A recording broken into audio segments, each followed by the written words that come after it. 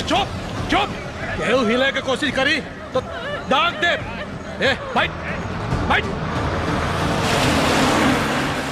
बैठ बैठ बैठ, बोली ना बैठ, बैठ रे, देख दाग दे।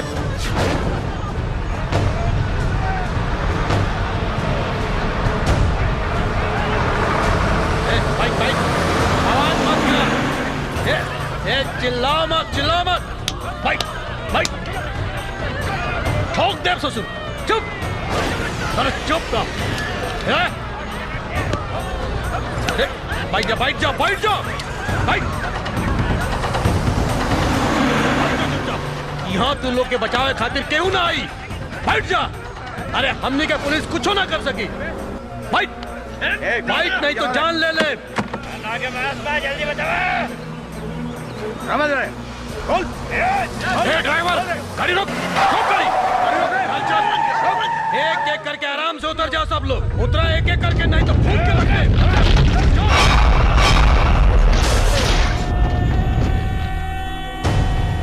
चल बुढ़िया, चल चल बाहर,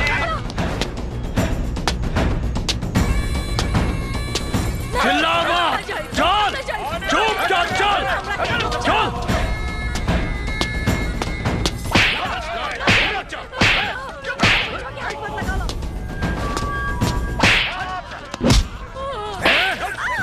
छोड़ा तो रखे, हमरा मालूम तू लोगन के पास में पूछित बा, केकरा पास बा बोल।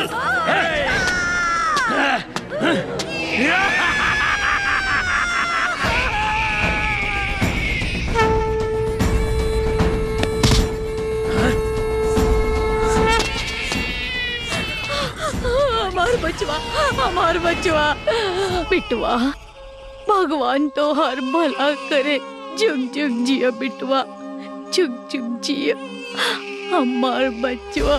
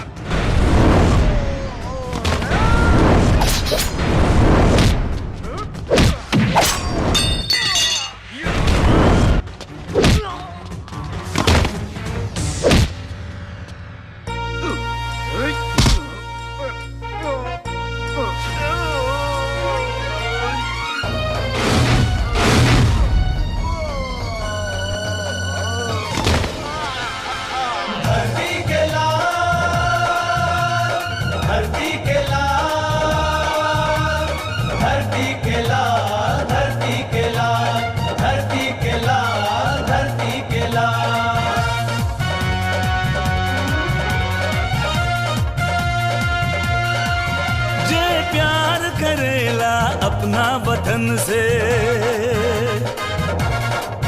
जे प्यार करेला सारा चमन से, बन जाए सर समाज ला एगो नया मिसाल, उहे कहाला धरती के लाल, धरती के लाल, धरती के लाल, धरती के लाल।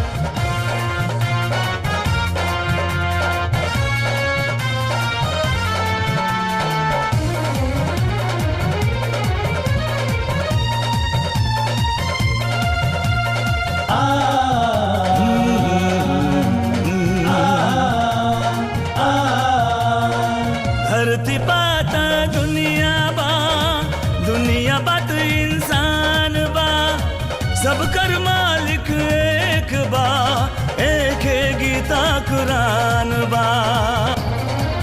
जे जिएला जिंदगी अपना लगन से, जे प्यार करेला सारा चमन से,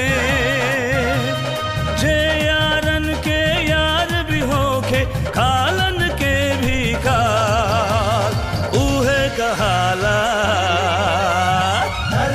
के लाल, धरती के लाल।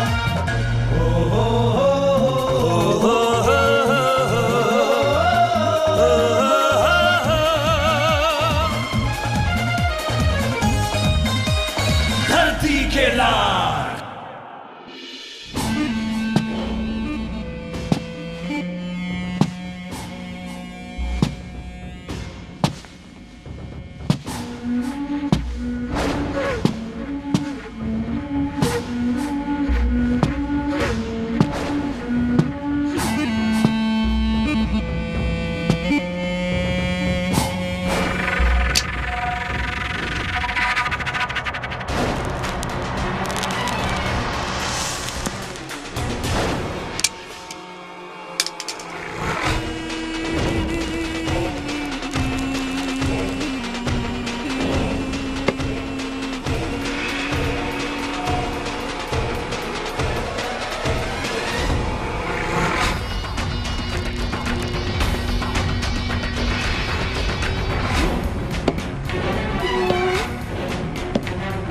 बताओ, तुम में से वो कौन है गद्दार जो रोटी हमारी खाता है और वफादारी दुश्मनों की करता है? मैडम, हमनी में से ऐसा केहू नहीं खे जे आपके साथ एक गद्दारी करे के जुर्रत कर सके।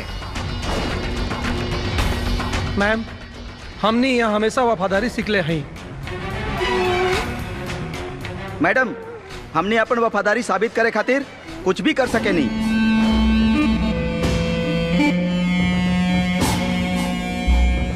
हाँ मैडम, हम आपके खातिर अपन जान तक कुर्बान कर सके नहीं। तो टेबल पे रखी रिवॉल्वर उठाओ और अपने कनपट्टी पे लगाओ।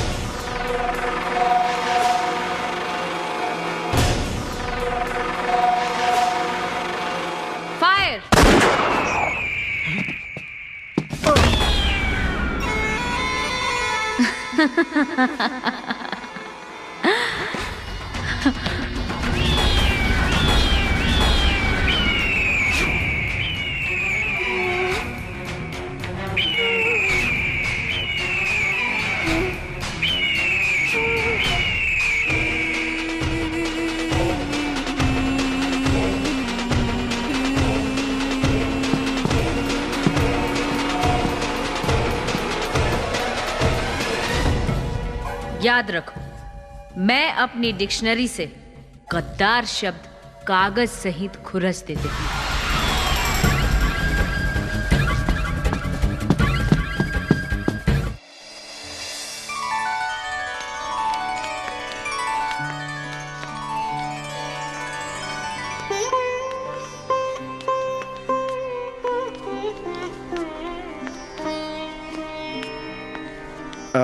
लुक एट दिस एलिना। हाँ? ये अशोक सम्राट के जमाने की निर्मित मूर्ति है। खुदाई के दौरान इसके कुछ अंश खंडित हो गए। इसे पाली लिपि में सुजाता की खीर का टाइटल दिया गया है। दरअसल इसके पीछे एक कहानी है। भगवान बुद्ध ने ज्ञान की तलाश में जब हठयोग का प्रयोग किया था तो उन्होंने खाना पीना छोड़ दिया था और मरणासन्न हो गए थे। तभी सुजाता नाम की एक युवती ने खीर बनाकर उन्हें जबरन खिलाई थी और कहा था कि ज्ञान की प्राप्ति के लिए जीना जरूरी है और जीने के लिए भोजन जरूरी है। इस मूर्ति पर कुछ और भी बातें लिखी गई हैं जो स्पष्ट नहीं है। फिर भी इतना पता चलता है कि इस मूर्ति को वैशाली के एक शिल्पकार ने निर्मित कर सम्राट अशोक को भेंट किया था। तुम्हें तो मालूम है एलिना कि बौद्ध धर्म के प्रचार के लिए अपने बेटे कुणाल और अपनी बेटी संघमित्र को कई देशों में भेजा और उन्होंने तो श्रीलंका में बौद्ध धर्म की स्थापना तक की। आओ इधर आओ।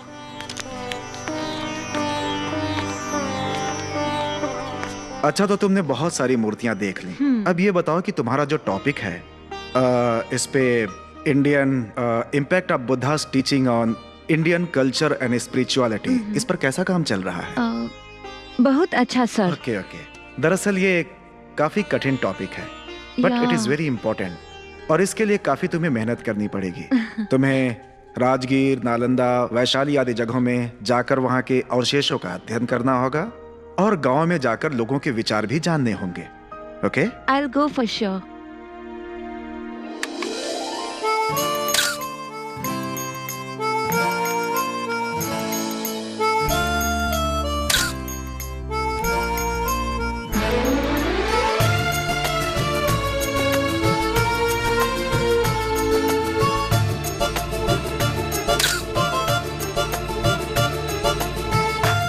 का हो शिवा भैया, का हाल चाल बा? हाँ हाँ सब ठीक बा।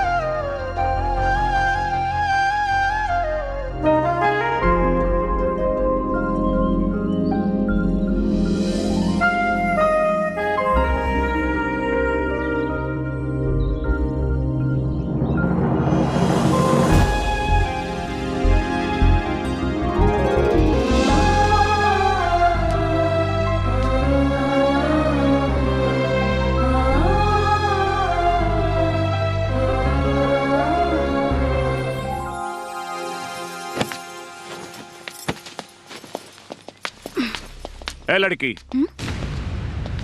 जी शिवा कहाँ है? भैया घर पे नहीं खे बाड़न।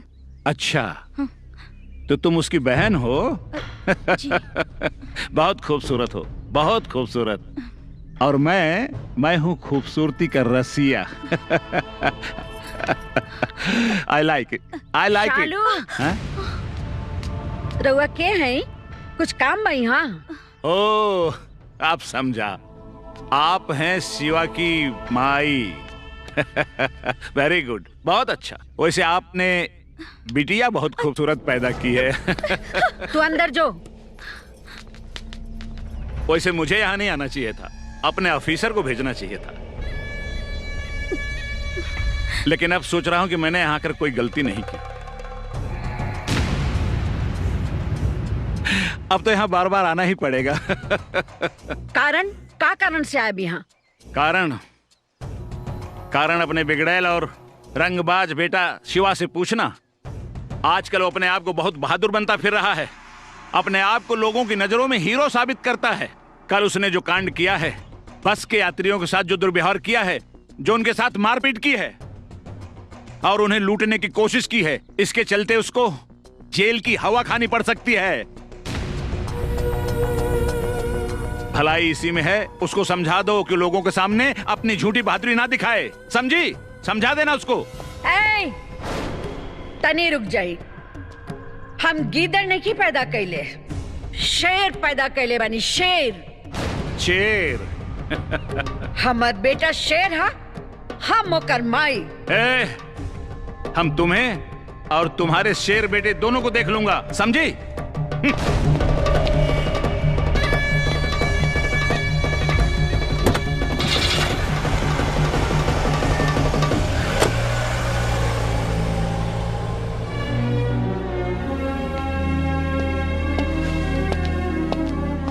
अरे माई, ते इतना खिसियाइल का है बड़े?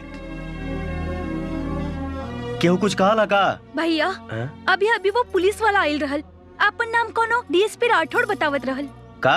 हाँ, तोहरा बारे में नसीहत देवे आइल रहल कि तू अपन बहादुरी के परचम ना लहराव। अरे माई, पुलिस के देख के चाहे ओकर बात सुन के ते डरा गेली सका? हाँ? अरे अभी हम जिंदा बानी, तोरा अपने लाल पे भरोसा नहीं के? हाँ? देख ले हम उनके, अब खुश हो जो। चलो खाना खा लो।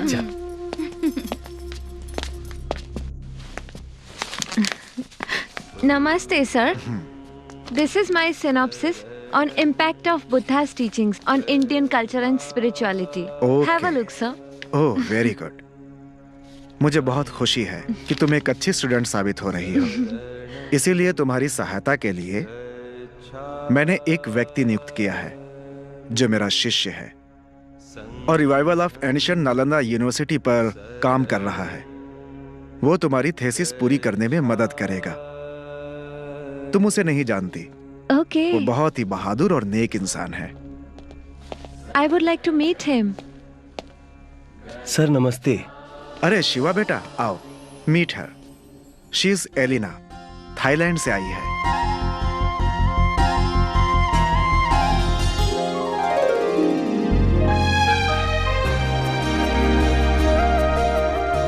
अरे तुम लोग एक दूसरे को ऐसे क्या देख रहे हो? क्या तुम लोग एक दूसरे को जानते हो पहले से? हम लोग एक दूसरे से मिल चुके हैं।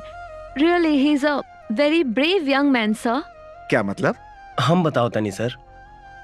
कल दोपहर में ही पहाड़ पे चढ़ के फोटो खींचे गई रहली।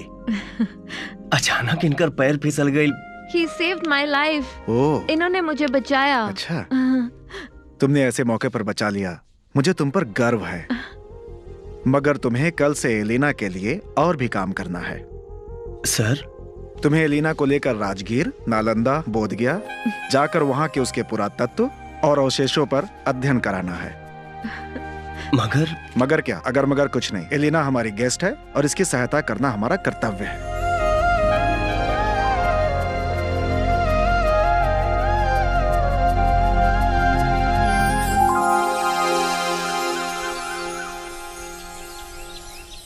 आइए मैम, ये देखिए, बुद्धम शरणम गच्छामि। सी मैम, यह भगवान बुद्ध की 80 फुटा मूर्ति है। हाँ। यह मूर्ति जापान के सहयोग से निर्मित हुई है। यहाँ भगवान बुद्ध मेडिटेशन की मुद्रा में बैठे हैं। और यहाँ की सबसे बड़ी विशेषता यह है मैम कि इनके साये में जो भी व्यक्ति आता है उसे बेहद शांति मिलती है। ऐसा लगता है जैसे स्वयं भगवान बुद्ध शांति की चांदनी बिखेर रहे हो। जय हो भगवान बुद्ध। ये विदेशी लड़की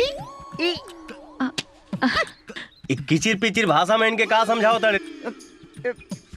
कौनो गलत सलत शिक्षा देहले तो के उल्टा टांग दे। अरे ई मत समझिए कि हमके कुछ नहीं के बुझा। अरे ना भैया, हम कुछ गलत सलत ना बताओनी। हम हिनकरा के भगवान बुद्ध के बारे में कहत रहनी। What is he saying in Bhojpuri language? Bhojpuri में क्या बोल रही है ये? मैम, रही नहीं, रहा। हाँ रहा। ये बोल रहा है, बोल रहे हैं, ये बोल रहे हैं आप ब्यूटीफुल। ये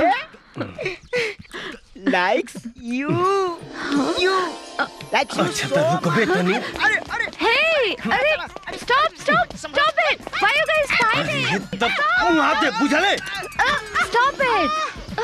हाँ, क्या हो रहा है?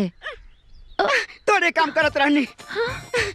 जितना तू एक साल में करवा, हम एक दिन में कर देनी। बड़ संकट में डरना हमरा खेरी। Stop it! आजकल के डुप्लीकेट गुरुजी लोग से अच्छा तो रहुआ बानी गुरुजी। अपना सुंघे के शक्ति दे के हमरा के हवलदार को नौकरी दिवा देनी। हे प्रभु, हवलदार से डायरेक्ट दरोगा बना दी। ओम स्वानाय नमः, ओम स्वानाय नमः, ओम कुत्ताय नमः, ओम कुत्ताय नमः। हे गुरुजी, हमार भूल चूक माफ करी। हे गुरुजी, राउर आशीर्वाद पाके हम बड़ से बड़ मामला सॉल्व कर लीले। प्रभु, हमरा के आशीर्वाद दिहल जाओ प्रभु। हे भैरव बाबा, हमरा के आशीर्वाद दी प्रभु, हमरा के आशीर्वाद दी प्रभु, हमरा के आशीर्वाद दिहल जाओ। हे भगवान, मिल गईल। हे गुरुदेव भगवान, हे गुरुजी, मिल गईल, हमरा आशीर्वाद मिल गईल, आशीर्वाद मिल गईल। हे प्रभु, अरे गुड मॉर्निंग सर। रउआ तैयार होके आ गई नी, हम हो तैयार बानी सर।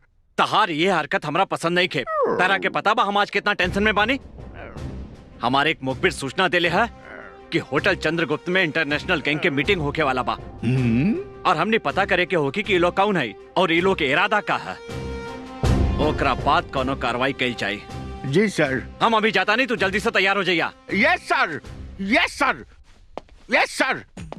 ओम गुरुजी, इज्जत के सवाल बाटे सर।